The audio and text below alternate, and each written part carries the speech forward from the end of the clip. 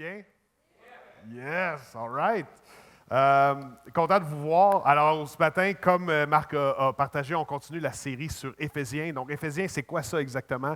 C'est un drôle de nom. C'est le nom d'une communauté qui habitait à Éphèse il y a 2000 ans. Donc, on disait les Éphésiens, on dit encore aujourd'hui les Éphésiens. Et Paul a écrit une lettre à eux qui a été conservée dans la Bible. Vous savez, la Bible, c'est pas juste un gros livre, c'est une grande bibliothèque. La Bible, c'est littéralement une bibliothèque avec 66 livres qui ont été écrits par une trentaine, quarantaine d'auteurs différents sur une période de 1500 ans.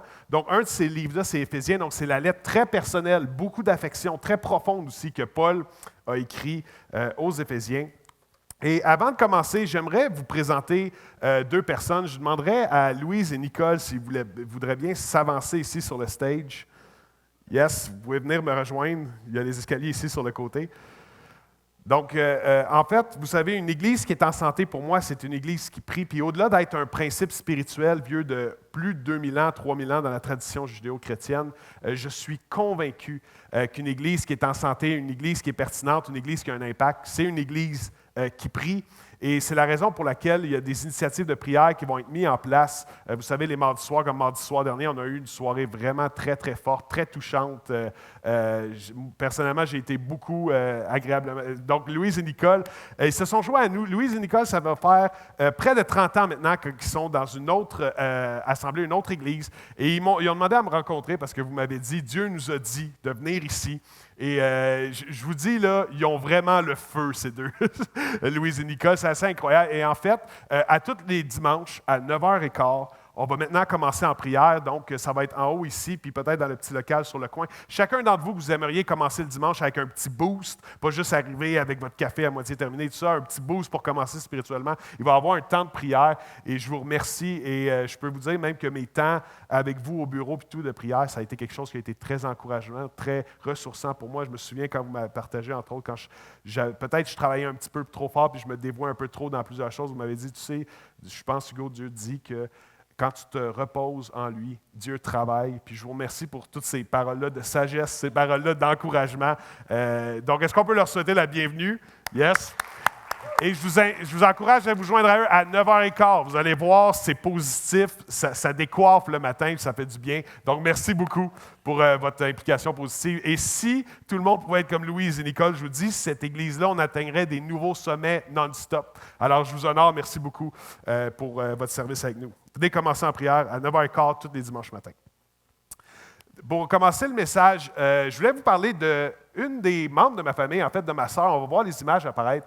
J'ai une sœur qui s'appelle Véronique Lamotte, qui est en ce moment au Kenya, à Nairobi, dans les quartiers bidonvilles de Nairobi, où il y a une grande, grande pauvreté, beaucoup d'enfants qui sont laissés à eux-mêmes. Et en fait, cette photo-là est significative parce qu'elle et une pasteur de ce coin-là ont acheté.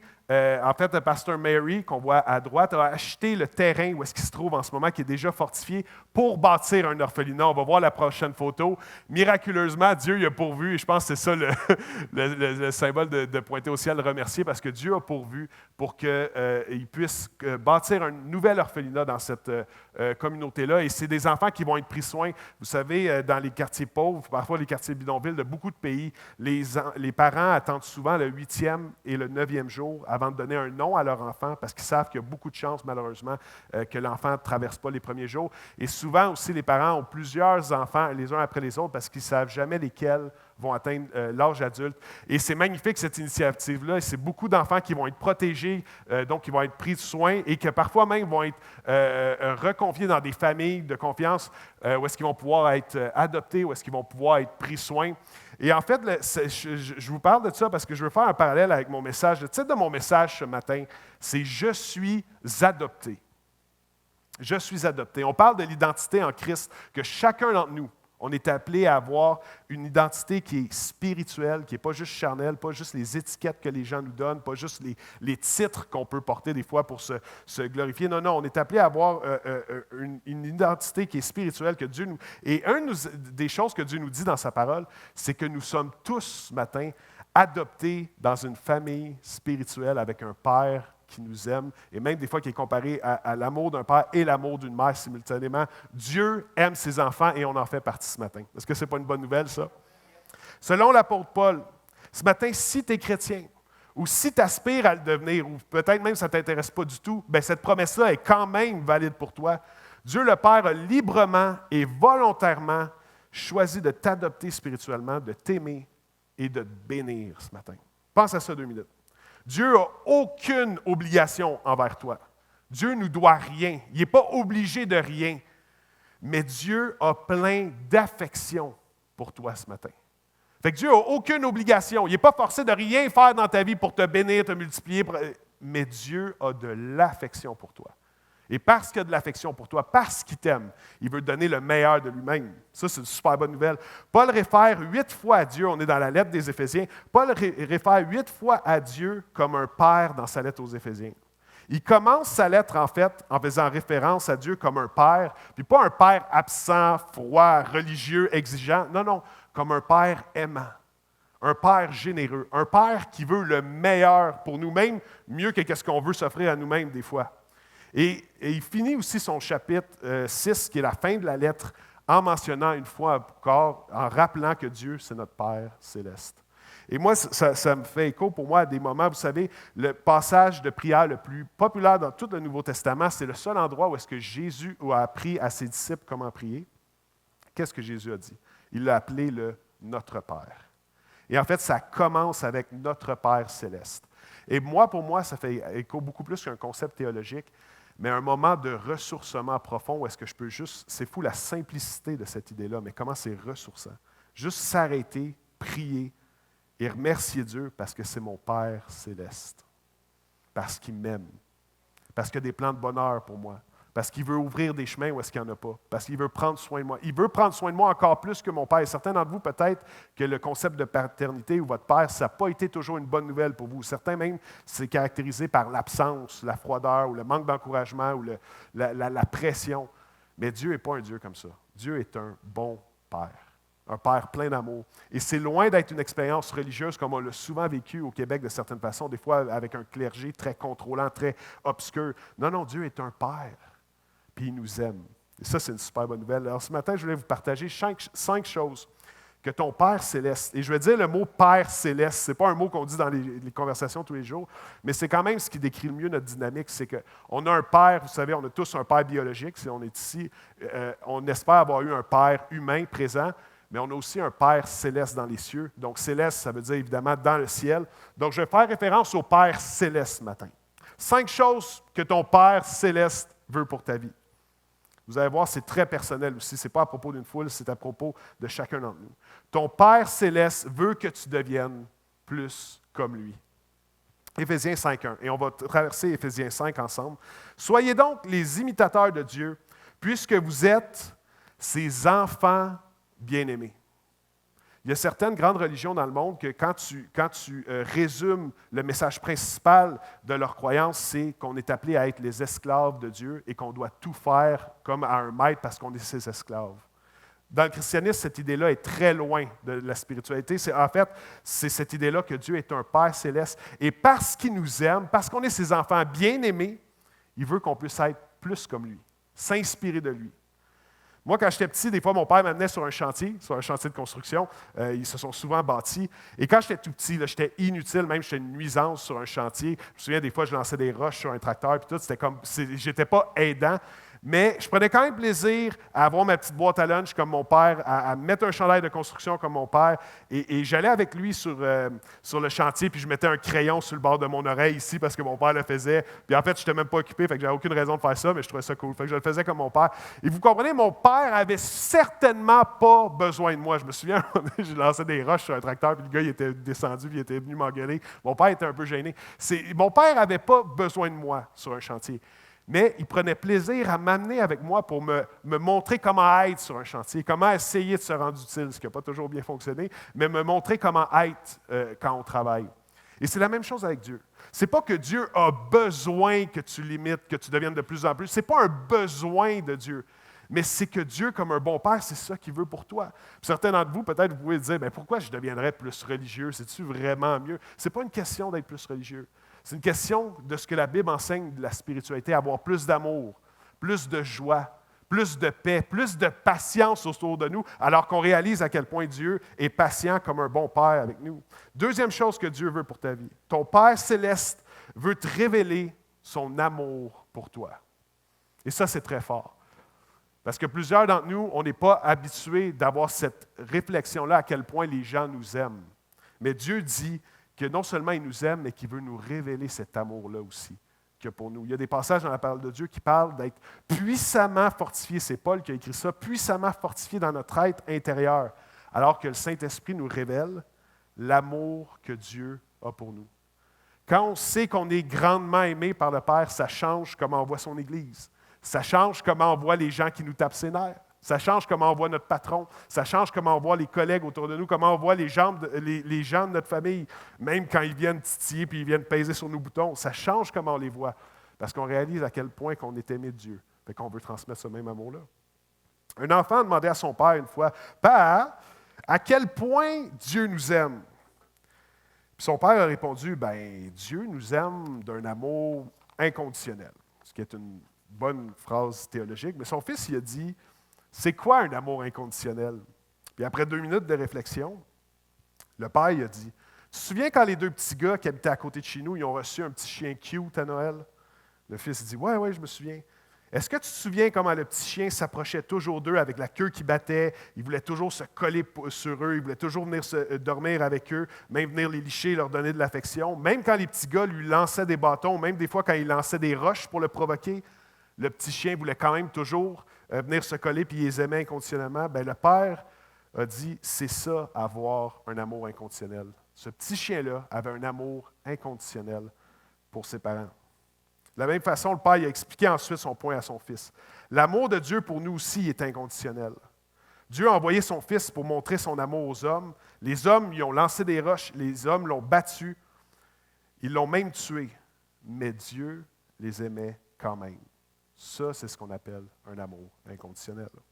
Ton Père céleste veut te révéler à quel point il t'aime ce matin. Puis même, c'est plus qu'un concept là, dans un mois, dans un an, c'est un parcours de vie, mais ce matin, je prie que le Saint-Esprit puisse être à l'œuvre dans vos vies, que vous ayez un background religieux ou pas, que vous puissiez réaliser à quel point Dieu vous aime. Il y a une phrase qui est très, très populaire parmi les entrepreneurs ces temps-ci, c'est mets tes efforts, tes intentions dans l'univers. Et je l'entends souvent, puis je côtoie beaucoup de gens d'affaires.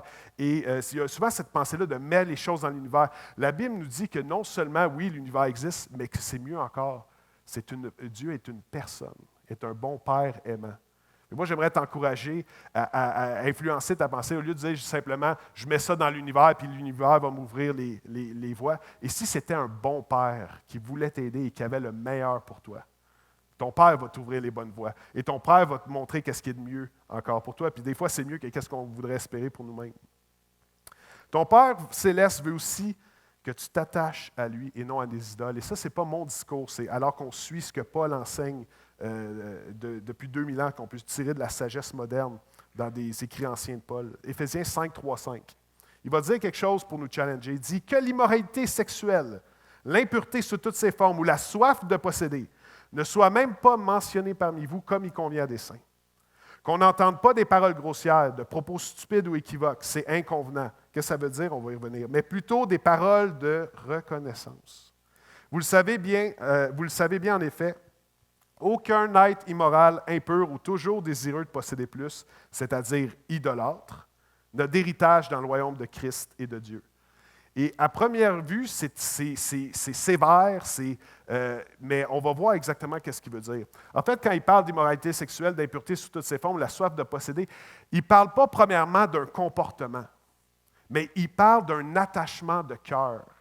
Va pas chercher ta valeur, ta valorisation, ton statut, ton identité dans le sexe. Va pas le chercher non plus dans l'argent.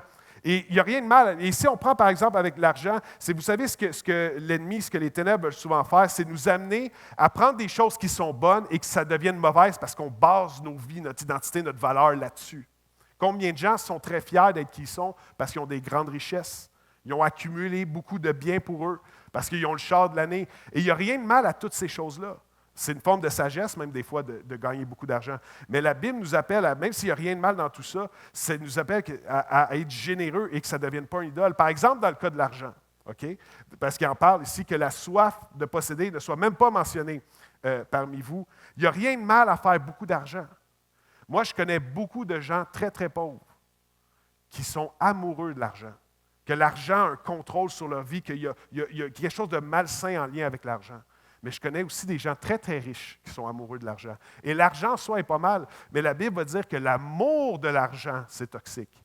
Et c'est vrai, quand tu regardes, moi, par exemple, dans mon milieu, quand quelqu'un décide d'acheter un immeuble immobilier, de prendre tous les locataires, de tous les mettre dehors, de tous leur enlever leurs droits, de les mettre à la porte, littéralement, et que c'est super dur de trouver un logement ces temps-ci, puis ils vident le bloc, puis ils mettent tout le monde à la rue, dont certains qui ont des problèmes de santé mentale, qui ont des défis, qui n'ont pas d'argent pour se trouver ailleurs, et qui fait juste vider le bloc, mettre tout le monde à la rue.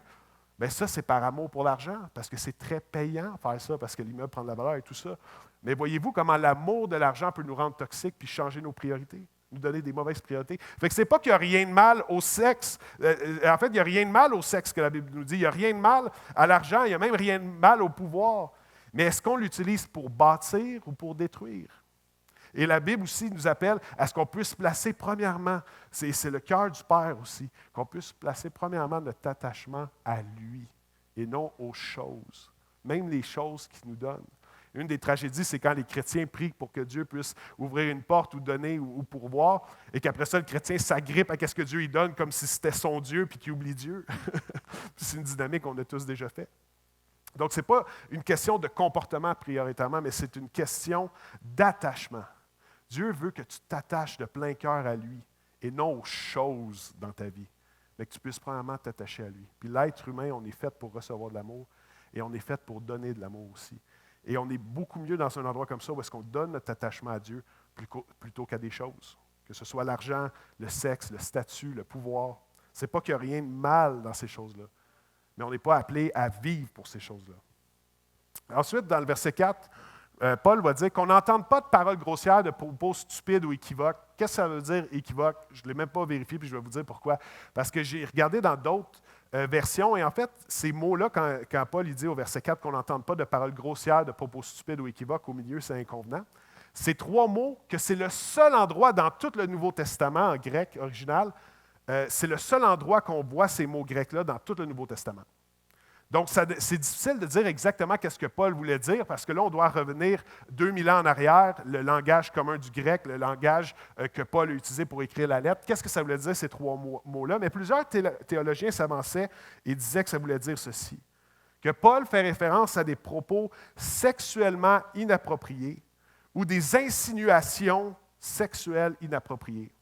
Et je trouve que ça a une grande, grande pertinence parce que honnêtement, puis on connaît tous, combien de personnes ont par exemple trompé leur épouse, puis ça n'a pas commencé avec l'acte sexuel, ça a commencé avec un regard, avec des paroles, avec des textos cachés qui n'auraient pas dû être envoyés, avec des inbox, avec des DM sur Instagram. C'est comme ça que ça commence. Donc, quand Paul parle de même pas aller là, je peux comprendre. Je pense que c'est plus que juste de bien paraître de la façon qu'on parle, même si chacune de nos paroles est vraiment importante. Mais je pense que c'est une question aussi de ne pas ouvrir cette dynamique-là, ce qui est sexuellement inapproprié. Ton Père céleste veut que tu t'attaches à lui et non à des idoles. Et ça inclut, comme j'ai dit, le sexe, l'argent. Et maintenant, le verset 5, c'est un verset qui est dur à savoir exactement qu'est-ce que Paul voulait dire, puis les théologiens varient dans leur interprétation, mais il va dire, vous le savez bien, en effet, aucun être immoral, impur ou toujours désireux de posséder plus, il ne parle pas de quelqu'un qui l'a fait une fois, là. Il parle de quelqu'un que c'est son identité, c'est son mode de vie, c'est qui il est, et c'est juste à propos, mettons, de coucher avec le plus de personnes possible ou de posséder toujours le plus possible. Il va dire, c'est-à-dire idolâtre, donc c'est de mettre notre attachement de cœur sur des choses plutôt qu'à Dieu. Notre héritage dans le royaume de Christ et de Dieu.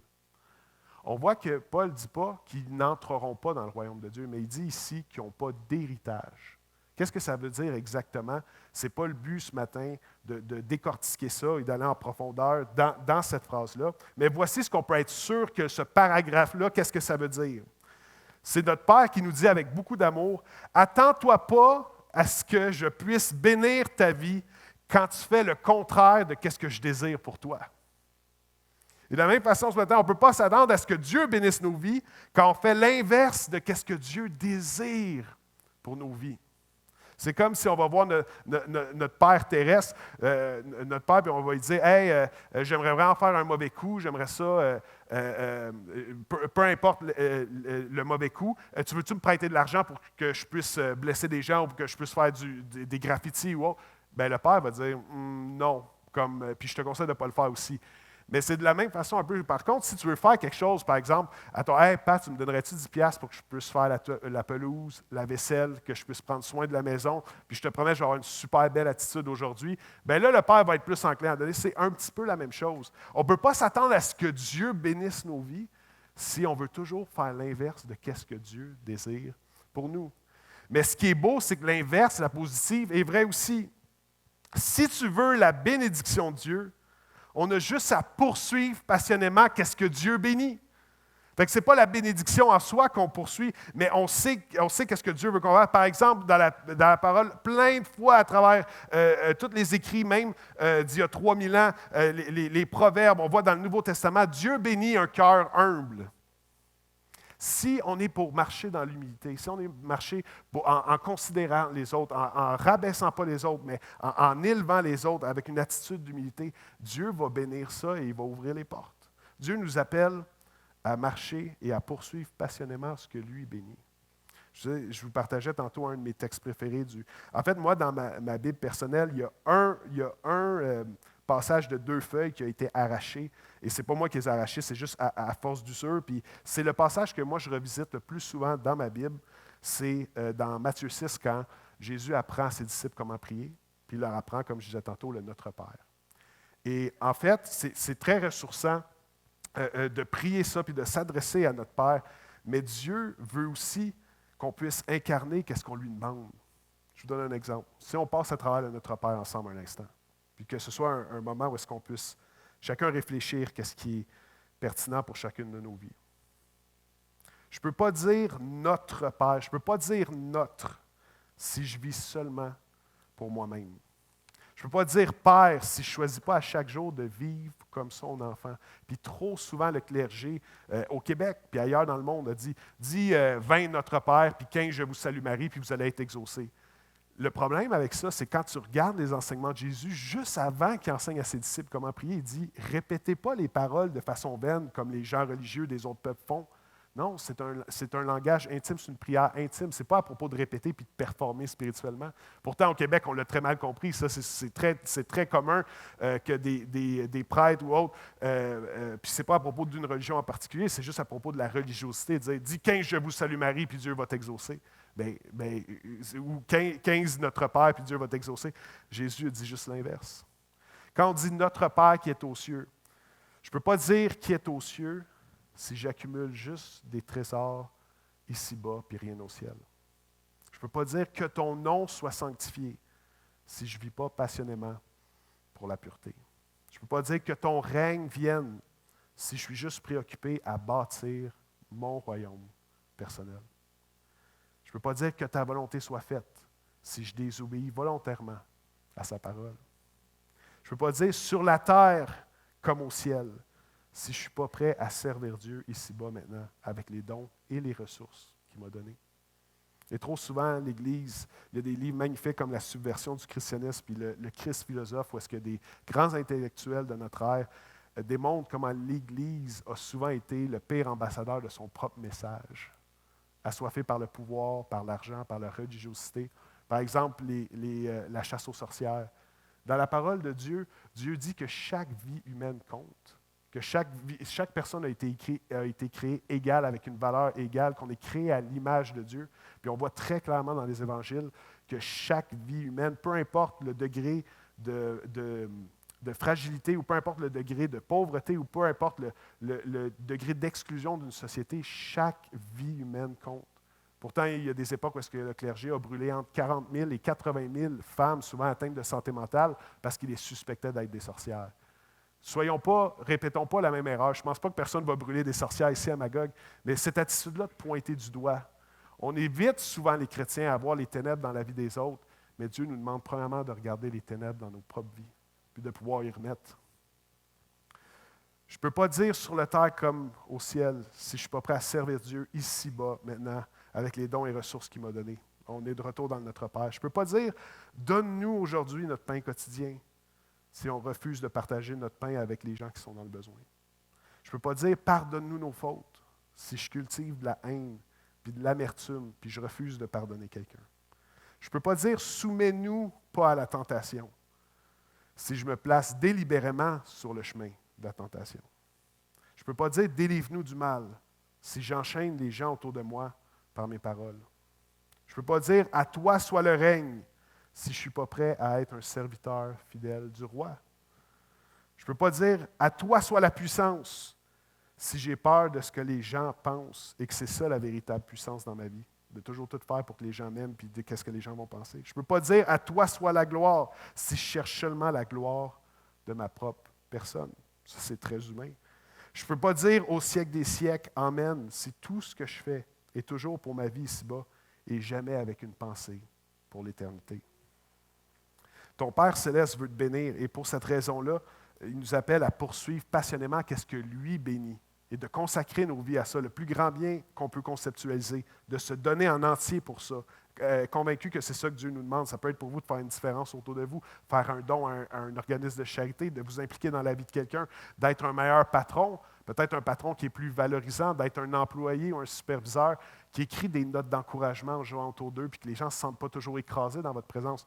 Peu importe ce que Dieu nous demande à nous, à chacun d'entre nous, dans nos vies personnelles, professionnelles, à l'Église, notre Père veut qu'on poursuive passionnément qu'est-ce qu'il bénit, parce qu'il désire nous bénir à travers ça.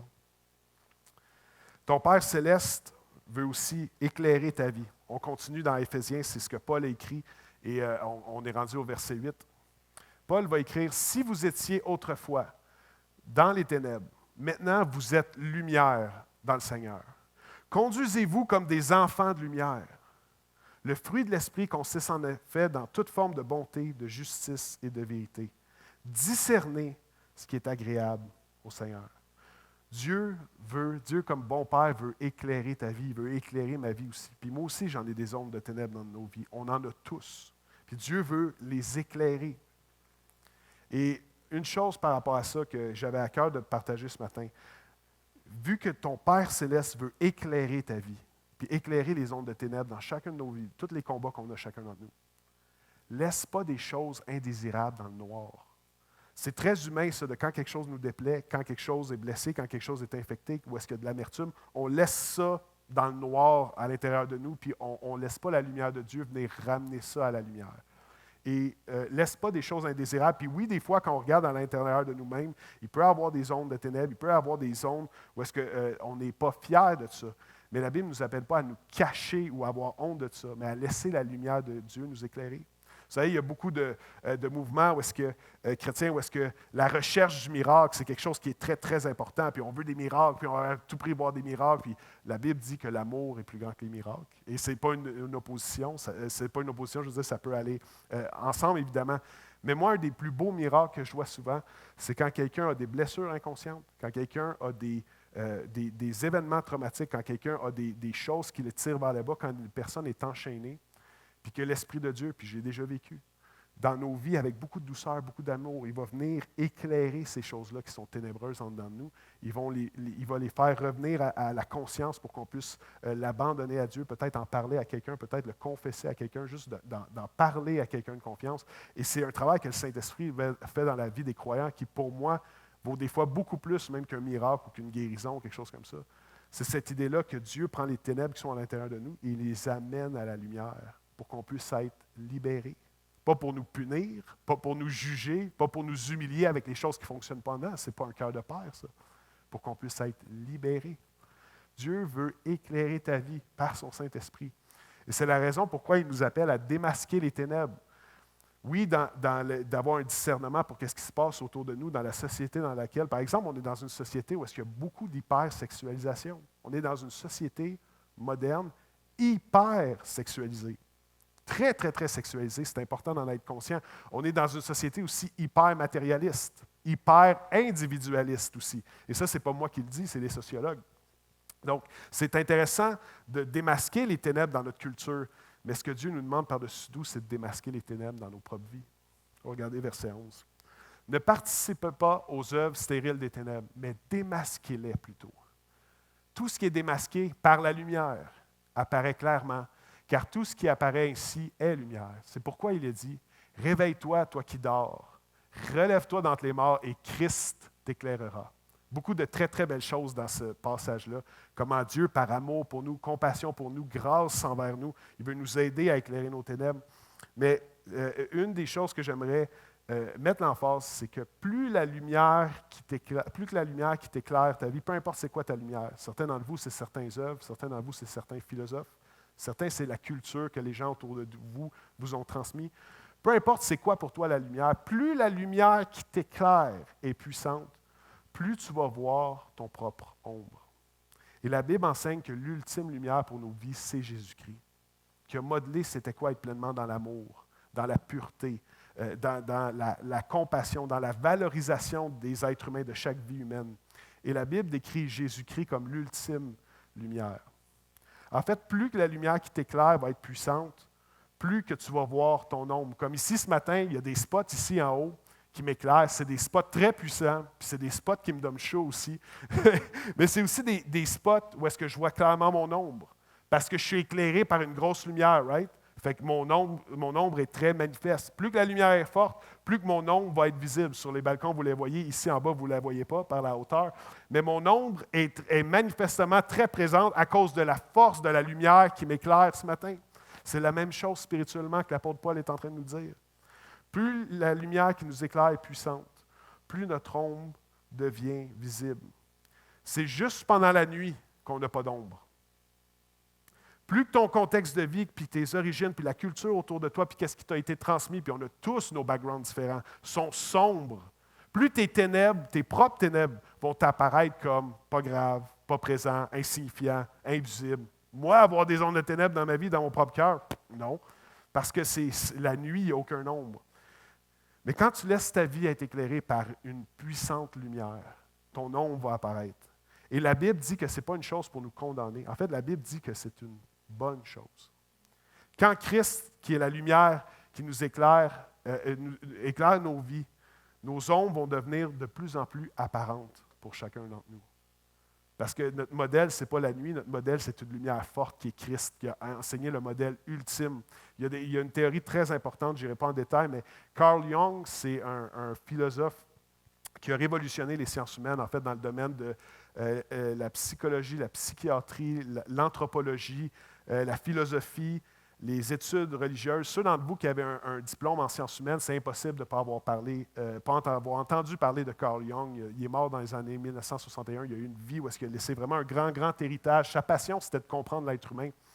Et il va dire que quand tu regardes les différentes, c'est très intéressant comme théorie, quand tu regardes les différentes civilisations à travers la mythologie, les histoires qui sont racontées, les histoires de héros et les histoires vraies aussi de héros qui ont vraiment existé et qui sont perpétrés dans la culture puis que les gens se racontent. Quand tu regardes à ces récits-là de toutes les différentes civilisations, même si plusieurs d'entre eux n'ont eu aucun contact, que les êtres humains ne se soient pas rencontrés, il y a quand même des histoires, puis il y a 12 patterns qu'on voit dans toutes les histoires que les êtres humains aspirent. Et ces 12 patterns qu'on voit dans pratiquement toutes les sociétés desquelles on a des écrits anciens.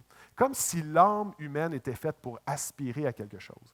Puis Carl Jung va dire quelque chose de vraiment très, très intéressant. C'est en fait, quand tu regardes, il appelle ça des archétypes. Quand tu regardes aux 12 archétypes qu'on trouve dans les différents, comme par exemple le héros sage, le héros faiseur de miracles, le héros libre, le héros rebelle, surtout envers les méchants et tout ça. Quand tu regardes toutes les histoires des civilisations et que tu mets les 12 archétypes ensemble, ça donne la personne de Jésus-Christ.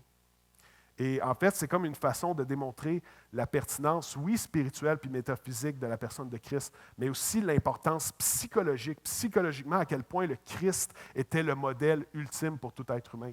Très, très intéressant comme travaux. Et en fait, il va dire que quand on prend les différents archétypes, le modèle ultime, c'est l'histoire de Jésus-Christ.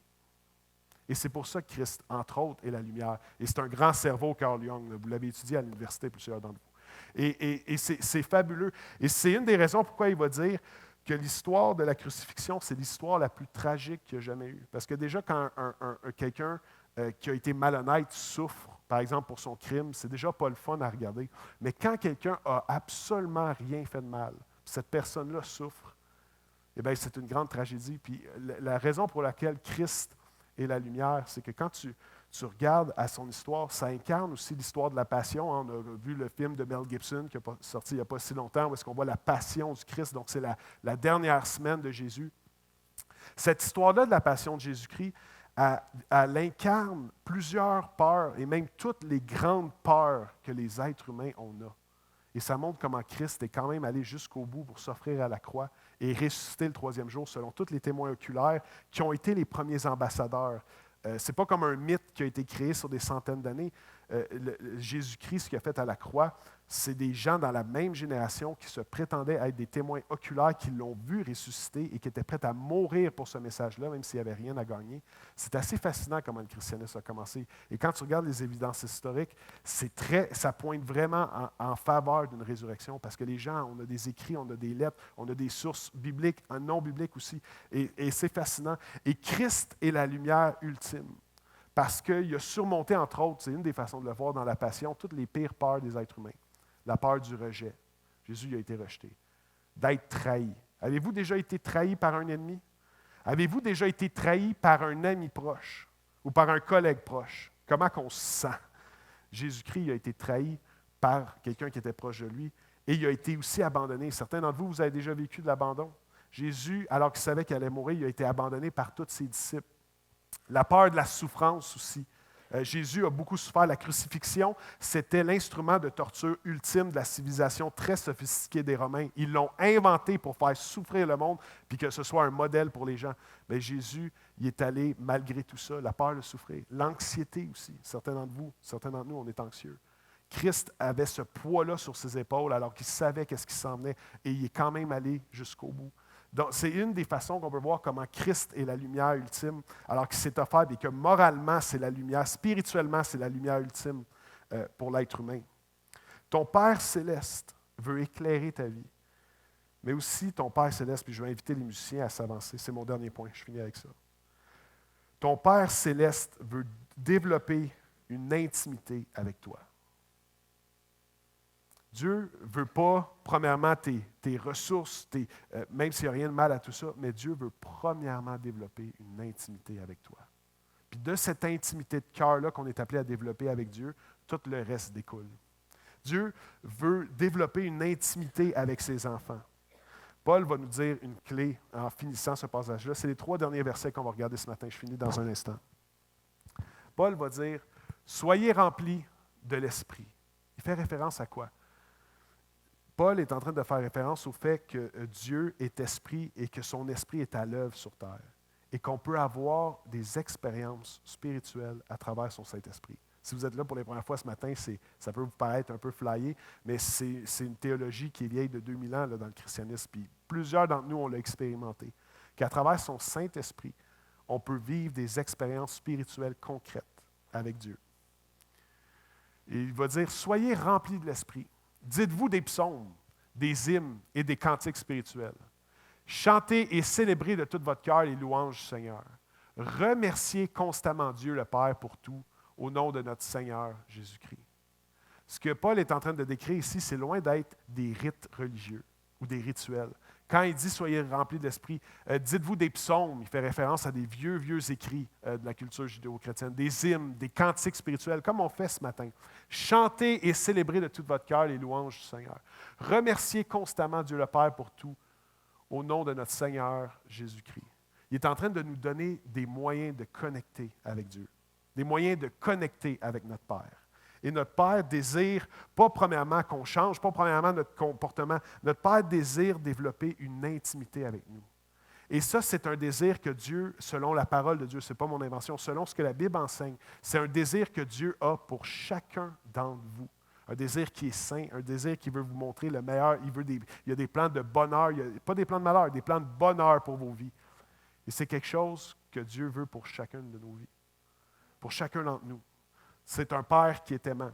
Et en fait, j'aimerais que, alors qu'on va commencer tranquillement avec la musique, j'aimerais vous diriger, et pour ceux qui vont nous suivre plus tard sur Internet, ça va être la fin, j'aimerais qu'on vive un moment vraiment ici ensemble. Alors qu'on va afficher le Notre Père, et si on peut juste y aller d'un fond musical, j'aimerais prier pour vous et j'aimerais prier le Notre Père. Et je pense que ça va être un moment spécial parce que Jésus, c'est le modèle qu'il nous a donné pour prier. Et j'espère qu'il va y avoir une transmission aussi, c'est-à-dire que ceux d'entre vous que ce n'est pas encore là, vous allez développer une passion pour le Notre Père. Tout le monde connaît le Notre Père. Tout le monde a entendu parler du Notre Père. Religieux, pas religieux, tous les Québécois, tous les arrière-plans savent un peu c'est quoi le Notre Père parce que c'est une prière tellement populaire. C'est là où est-ce que Jésus a enseigné à ses disciples comment prier. Et ça n'a jamais été le but qu'on puisse juste répéter ces paroles-là puis les dire religieusement. Mais le but, c'est que chaque phrase du Notre Père puisse parler puissamment à notre esprit et alors qu'on prie Dieu, que ça puisse orienter nos prières. Alors moi, comment je prie le Notre Père, c'est pas Notre Père qui es aux cieux, que ton règne vienne, que ta volonté soit faite. C'est pas une répétition. C'est que je vais prendre chaque phrase et je vais méditer, par exemple, 5 minutes sur chaque phrase et je vais prier en fonction de ça. Et comment ça commence, le Notre Père? Le titre le dit, Notre Père céleste. Notre Père céleste. Alors, on va le prier ensemble. Et en fait, je veux vous inviter à être dans une attitude de prière alors que ça va être un temps, c'est comme un exercice spirituel qu'on va faire ensemble ce matin pour terminer. Et j'espère que ça va vous donner des outils aussi pour mettre du pep dans votre vie de prière. Alors, le Notre Père, par exemple, et on va juste le prier. Et je vais prier au micro. Je vous invite à prier où est-ce que vous êtes aussi. Allez-y avec ce qui vous vient si vous n'êtes pas habitué avec ce texte-là. Notre Père céleste. Merci Seigneur parce que tu es un bon Père pour chacun d'entre nous ici. Merci parce que tu as de l'affection pour nous. Merci parce que tu nous aimes. Et Seigneur, je pense que tu veux dire à quelqu'un ce matin qui doute de toi, quelqu'un qui ne croit pas que tu es un bon père et qui a eu un mauvais modèle de père. Seigneur, tu veux confirmer à cette personne-là que tu es un bon père, que tu as de l'amour pour elle, que tu la valorises, que tu as des plans de bonheur, que tu n'es pas un Dieu jugeur, tu es un Dieu qui élève les gens, qui valorise les gens, qui veut les amener plus loin. Et même quand tu permets qu'on vive des saisons d'épreuves, des saisons où est-ce qu'on dirait que la vie nous corrige, Seigneur, tu es un bon Père et tu le fais pour notre bien. Prochaine phrase. Que la sainteté de ton nom soit respectée. Je te prie, Seigneur, qu'ici à Acts 21 Magog, alors qu'on est ton corps, qu'on puisse être de plus en plus saint. Je te prie, Seigneur, qu'on puisse être de moins en moins dans les ténèbres, de plus en plus dans la lumière. Je te prie, Seigneur, pour cette Église, qu'on puisse être de plus en plus saint, te ressembler de plus en plus. Seigneur, on ne veut pas être une Église que quand on se réunit ici, on est tous beaux, on a tous un beau sourire d'en face, puis qu'on est les pires êtres humains de Magog. Seigneur, on veut être les êtres humains les plus encourageants, les plus valorisants, les plus vrais. Emprunte toujours de grâce et de vérité pour te représenter. Et je te prie, Seigneur, que ta sainteté, la sainteté de ton nom puisse être respectée à Magog. Prochaine phrase. Que ton règne vienne, que ta volonté soit faite sur la terre comme au ciel. Merci, Seigneur, parce qu'au ciel, dans ton paradis, il n'y en a pas de maladie, il n'y en a pas de pauvreté, il n'y en a pas de jalousie, il n'y en a pas de compétition, il n'y en a pas d'insultes, il n'y en a pas de dénigrement. Seigneur, il y a juste un amour fraternel qui va être là, incroyable, un amour spirituel. Je te prie, Seigneur, que ton règne vienne. Je te prie, Seigneur, que Magog, à travers Acts 21 Magog, puisse devenir un peu plus comme ton paradis chaque jour. Qu'on puisse contribuer. Je te prie, Seigneur, il n'y aura pas de pauvres au ciel, de gens qui ont besoin. Je te prie que l'Église puisse aider à répondre aux besoins des gens les plus vulnérables de Magog. Je te prie, Seigneur, que tu ouvres des voies pour qu'on puisse amener ton règne, qu'on puisse amener ta bonne nouvelle aux gens de tous les stades de la société à Magog. Prochaine phrase. Donne-nous aujourd'hui notre pain quotidien.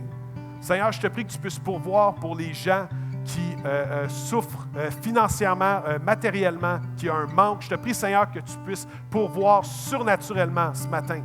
C'est une année financière difficile. Je te prie, Seigneur, que tu puisses mettre ta main d'amour, de sagesse, de sécurité sur chaque personne qui a des difficultés avec ses finances. Donne-nous notre pain aujourd'hui, Seigneur. Donne-nous notre pain quotidien. Pourvois, Seigneur, pour des emplois. Pourvois pour des bons investissements. Pourvois pour une sagesse pour épargner. Pourvois, Seigneur, pour des entrées d'argent pour les gens que c'est difficile actuellement. Je te prie, Seigneur, que tu nous donnes à chacun d'entre nous notre pain quotidien. Prochaine phrase. Pardonne-nous aussi nos offenses, comme nous aussi on pardonne à ceux qui nous ont offensés. Je te prie, Seigneur, qu'on puisse être une Église qui n'est pas connue pour l'absence de conflits, parce que les conflits, parfois, c'est sain et il faut adresser les choses, mais qu'on soit une Église connue pour le grand pardon qui nous emprunte les uns les autres. Je te prie, Seigneur, pour aucune amertume, aucune comparaison, aucune parole difficile. Je te demande pardon, Seigneur, pour les fois où est-ce que j'ai été plus dur à pardonner par des paroles dures, par des paroles qui manquaient de discernement. Je te prie, Seigneur, que tu puisses nous donner de marcher dans le pardon les uns les autres. Et Seigneur, pardonne-nous à chacun d'entre nous nos offenses aussi, comme on veut et comme on va pardonner, et comme on pardonne à ceux qui nous ont offensés. Prochaine phrase. Ne nous expose pas à la tentation, mais délivre-nous du mal. Seigneur, donne-nous la sagesse de discerner les chemins qui sont bons pour notre vie, puis les chemins qui sont des pièges. Ou est-ce que ça a l'air doux, ça a l'air bon, ça a l'air le fun en apparence, mais en réalité, c'est un piège. Seigneur, aide-nous, expose-nous pas à la tentation, aide-nous à reconnaître les chemins de tentation et à même pas y aller, et délivre-nous du mal. Je te prie, Seigneur, pour des chrétiens ce matin, je te prie pour des gens ici qui sont tourmentés, qui ont des chaînes, comme spirituellement, c'est comme s'il y avait des chaînes autour de leur cou. Je te prie, Seigneur, que tu puisses les délivrer du mal. Merci, Seigneur, parce que tu délivres encore aujourd'hui. Tu as encore un impact sur plusieurs personnes aujourd'hui. Tu parles encore au cœur de tes enfants aujourd'hui. Seigneur, expose-nous pas à la tentation, mais délivre-nous du mal. Prochaine phrase. Car c'est à toi qu'appartiennent dans tous les siècles le règne, la puissance et la gloire. Merci, Seigneur, parce que tu es un Dieu glorieux. Seigneur, permets jamais qu'aucun d'entre nous on puisse voler ta gloire, on puisse se mettre dans le chemin et qu'on puisse bloquer l'œuvre glorieuse que tu veux faire ici à Acts 21 Magog. Je te prie, Seigneur, que tu puisses venir établir ton règne aussi à Acts 21 Magog. Et merci parce que c'est à toi, Seigneur, éternellement, depuis 2000 ans, les premiers chrétiens jusqu'à nous aujourd'hui à Acts 21 Magog. C'est à toi qu'appartiennent le règne, la puissance et la gloire. Seigneur, je prie que tu puisses, Seigneur, venir te glorifier à travers ce qui est fait ici à Acts 21 Magog. Puis si on est religieux, si on a une mauvaise tendance, si on ne sait pas comment bien prendre soin des gens, si on ne sait pas comment aimer les gens en ton nom, viens nous l'enseigner, Seigneur. Viens briser les mauvais patterns ici à Acts 21 Magog. Seigneur, plusieurs gens avaient cette vision-là, comme s'il y avait des patterns depuis longtemps ici à Magog. Viens les briser dans ton nom, Seigneur Jésus. Qu'on puisse te donner la gloire pleinement. Je te prie que le campus ici puisse te glorifier. Et tous ensemble, on dit, car c'est à toi qu'appartiennent dans tous les siècles le règne, la puissance, la gloire. Amen. Amen. Alors que Dieu puisse toucher vos cœurs ce matin et que vous puissiez dire avec moi, avec amour et par amour pour tout ce que Dieu a comme réserve en amour pour nous, je suis adopté. On va chanter ensemble. Merci Hugo. Alléluia. Qu'on puisse déclarer qui est notre Dieu.